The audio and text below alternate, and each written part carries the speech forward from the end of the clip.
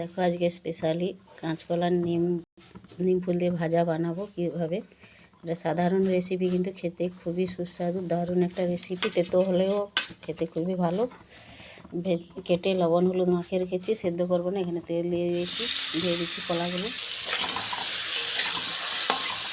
অনেকে কলা সেদ্ধ করে ভাজেন, এভাবে লবণ হলুদ একটুক্ষণ মাখিয়ে রেখে দেবেন, আর কষ জল বেরিয়ে যাবে, সেদ্ধ করতে হবে না। খুব কত সুন্দর ভাজা গেছে, একটা কড়াই জড়াচ্ছেও না, আর সেদ্ধও হয়ে গেছে। দেখুন কত অল্প সময়। দেখো বন্ধুরা, এই যে নিম ফুল, এটা আমরা শুকনো করে বোতলে পুরে রেখে দিই, সারা বছরই খাওয়া যায়। আর এখানে কলাটা ভাজা হয়ে গেছে, মধ্যিখানে ফাঁক করে দিয়ে দিচ্ছি তেলের ওপর দিয়ে দিচ্ছি নিম ফুলগুলো।